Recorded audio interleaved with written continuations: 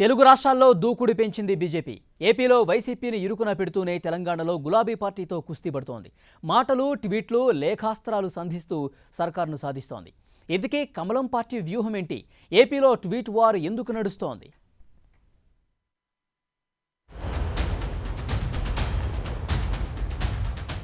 YCP, BJP ఈ రెండు పార్టీల మధ్య ఏపీలో కోల్డ్ వార్ జరుగుతోంది. కోల్డ్ వార్ అనే కంటే కూడా ట్వీట్ వార్ నడుస్తోందంటే ఇంకా బెటర్. వైసీపీ కీలక నేత విజయసాయిరెడ్డి, బీజేపీ నేతలు ఒకరిపై ఒకరు విమర్శలు చేసుకుంటూ సోషల్ మీడియాను మోతెక్కిస్తున్నారు. మిడతల దండుతో ప్రారంభమైన ట్వీట్ల యుద్ధం జాతీయ స్థాయి నేతలు రంగంలోకి దిగేంత వరకు వెళ్ళింది.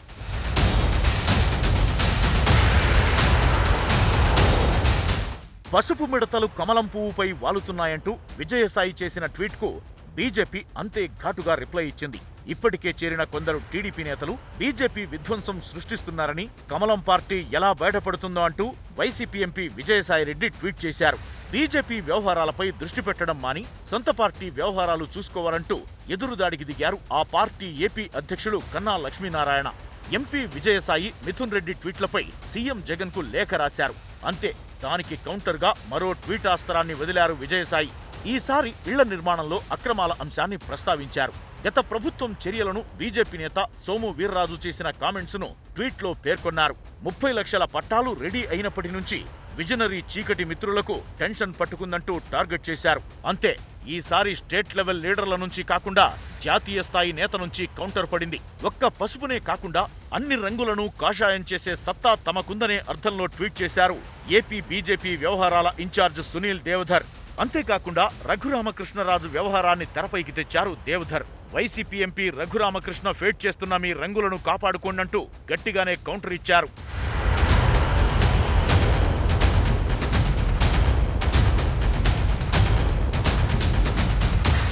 మొత్తంగా చూసుకుంటే టీడీపీ నేతలు బీజేపీలో చేరిన విషయంలో విజయసాయిరెడ్డి చేసిన ట్వీట్లు రెండు పార్టీల మధ్య రాజకీయంగా హీటు పుట్టించాయి. అయితే అదే స్థాయిలో బీజేపీ రియాక్ట్ కావడం చూస్తుంటే వైసీపీతో కమలం పార్టీ అమీతుమీకి రెడీ అయిందనే వాదనలు వినిపిస్తున్నాయి. ఇదొక్క విషయమే కాకుండా అందివచ్చిన ప్రతి అవకాశాన్ని బీజేపీ సద్వినియోగం చేసుకునే ప్రయత్నం చేస్తోంది.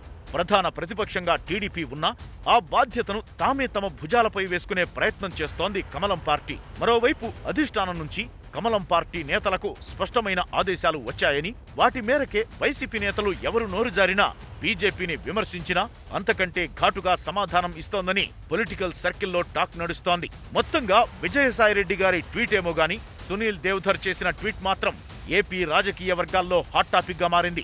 టీడీపీ నేతలు కాషాయ కండువా కప్పుకుంటుంటే లీడర్లను తమ వైపు ఆకర్షిస్తూ వైసీపీ రంగును కూడా బీజేపీ మారుస్తుందా అనే చర్చ జోరుగా సాగుతోంది.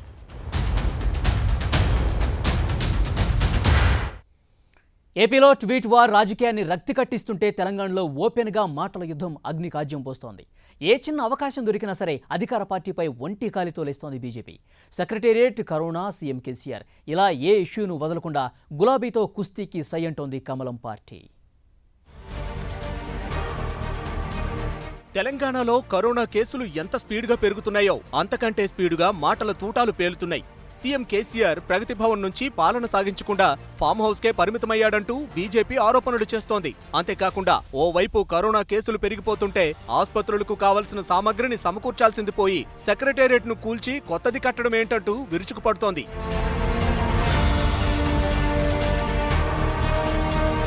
తెలంగాణలో బీజేపీ దూకుడుగా వ్యవహరిస్తోంది.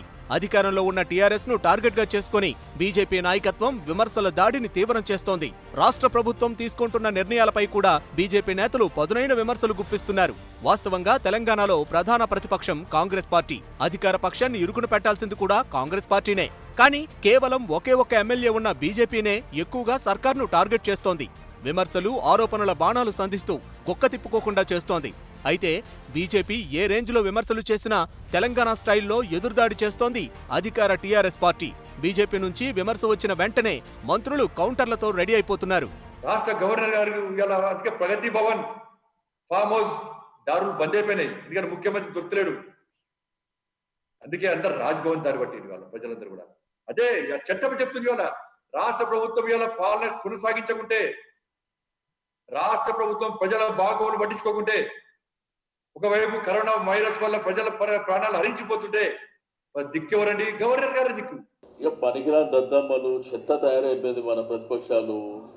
నేనేమంటే ఇప్పుడు కరోనా వైరస్ అందరూ ఇళ్ళ దగ్గర ఉండండి అని చెప్పారు. అందరూ కూడా ఆల్మోస్ట్ ఉన్నారు.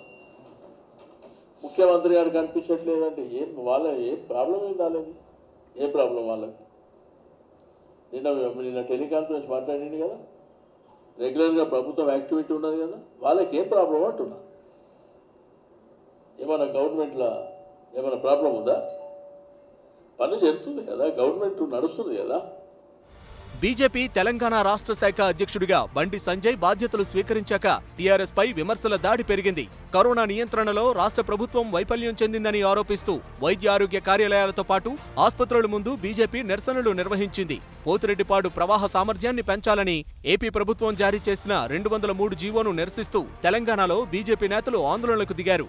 లాక్డౌన్ టైంలో విద్యుత్ బిల్లులు ఎక్కువ వచ్చాయంటూ బీజేపీ నిరసనలు చేపట్టింది. ఇలా నిత్యం ఆందోళనలు చేస్తూ ఉండడంతో నేతల మధ్య మాటలు కోటలు దాటుతున్నాయి. దీంతో అసలు తెలంగాణలో బీజేపీ దూకుడుగా వ్యవహరించేందుకు రీజన్ ఏంటి అనే చర్చ పొలిటికల్ సర్కిల్లో జోరుగా జరుగుతోంది.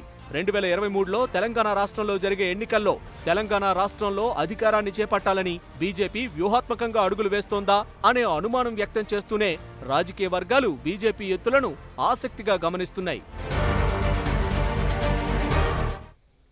అసలు తెలుగు రాష్ట్రాల్లో బీజేపీ దూకుడుగా వ్యవహరించేందుకు రీజన్ ఏంటి? 2024 ఎన్నికలే టార్గెట్గా వ్యూహాలు రచిస్తోందా, లేక ఇప్పటి నుంచి ట్రై చేస్తే 2 రాష్ట్రాల్లో కనీసం ప్రధాన ప్రతిపక్ష హోదా అయినా లభిస్తుందని ఆశిస్తోందా? అసలు బీజేపీ టార్గెట్ ఏంటి? అటు వైసీపీ ఇటు టీఆర్ఎస్పై విరుచుకుపట్టంలో ఆంతర్యం ఏంటి?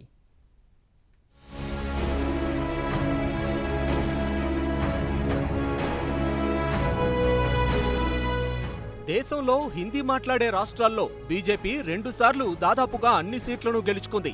అక్కడ సిట్టింగ్ ఎంపీలను కూడా మార్చలేదు. మళ్లీ ఎన్నికల సమయానికి ఇప్పుడున్నంత గట్టిగా ఉంటుందా లేదా చెప్పడం కష్టం. దీంతో ఇంకా బలపడని బెంగాల్, తెలంగాణ, ఏపీ, కేరళ, తమిళనాడు వంటి రాష్ట్రాలు వారికి మంచి గ్రౌండ్స్ గా కనబడుతున్నాయి. కాంగ్రెస్ కంచుకోటలను బద్దలు కొట్టిన సౌత్ లో బీజేపీకి ఇప్పటి వరకు పట్టు చెక్కలేదు. ఈ నేపథ్యంలోనే 2024 ఎన్నికలే లక్ష్యంగా గ్రౌండ్ వర్క్ చేస్తున్నట్లు కనిపిస్తోంది.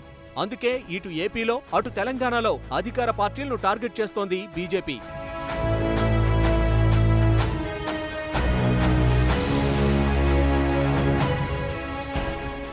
అమరావతి ఉద్యమాన్ని సరిగ్గా ఉపయోగించుకుంటే ఏపీలో ఈజీగా పాగా వేయొచ్చని బీజేపీ భావించింది. ఈ ఉద్యమం ద్వారా లాభపడి రాష్ట్రంలో ప్రధాన ప్రతిపక్షంగా అవతరిద్దామని బీజేపీ ప్రయత్నం చేసినప్పటికీ అది వర్కౌట్ కాలేదు. వైసీపీ దెబ్బ తట్టుకోలేక టీడీపీ నేతలు క్యూ కడతారని భావించినా అది కూడా పెద్దగా నెరవేరలేదు. టీడీపీలోని ముఖ్య నేతలు వైసీపీలోకి క్యూ కట్టారు. బీజేపీకి 2024లో ఎంపీ సీట్లు ఎక్కువ అవసరం. ఏపీలో 25 పార్లమెంట్ సీట్లున్నాయి.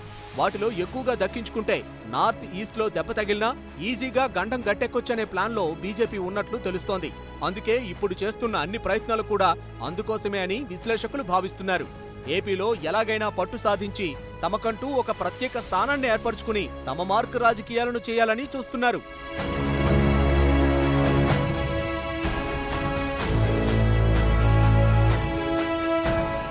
ఇక తెలంగాణ విషయానికొస్తే తెలంగాణలో బీజేపీ నాయకత్వం దూకుడుగా వెళ్తోంది. 2 సార్లు సీఎంగా ఎన్నికైన కేసీఆర్ కు చెక్ పెట్టేందుకు బీజేపీ నాయకత్వం అన్ని రకాలుగా ప్రయత్నాలు చేస్తోంది. 2018లో ముందస్తు ఎన్నికలకు అవకాశం కల్పించి కేంద్ర ప్రభుత్వం టీఆర్ఎస్ కు సహకరించిందనే వాదనుంది. అలాగే 2019 లోక్సభ ఎన్నికల్లో బీజేపీ లాభపడింది.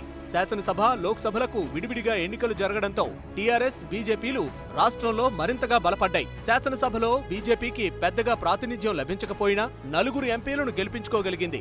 ఇంకా కష్టపడితే తెలంగాణలో ఎక్కువ ఎంపీ స్థానాలను దక్కించుకోవచ్చని ఆ పార్టీ భావిస్తోంది. ఇక టీఆర్ఎస్ కు తామే ప్రత్యామ్నాయమని చెప్పుకునే ప్రయత్నం చేస్తోంది కాబట్టి అవకాశం చిక్కినప్పుడల్లా ప్రతిపక్ష పాత్ర పోషిస్తూ అధికార పార్టీని ఇరుకున పెడుతోంది. రాష్ట్ర విభజన తర్వాత తెలంగాణలో కాంగ్రెస్ పార్టీ దారుణంగా దెబ్బతింది. ఆ పార్టీ నేతల మధ్య సమన్వయం కొరవడ్డంతో ఎలాంటి ఆందోళన కార్యక్రమాలు చేపట్టినా పెద్దగా కలిసి రావడం లేదు. ఈ పరిస్థితుల్లో అధికార పార్టీకి చెక్ పెట్టేందుకు బీజేపీ నాయకత్వం అన్ని రకాలుగా ప్రయత్నాలు చేస్తోంది. అయితే ఆ ప్రయత్నాలు ఏ మేరకు ఫలిస్తాయో చూడాలి.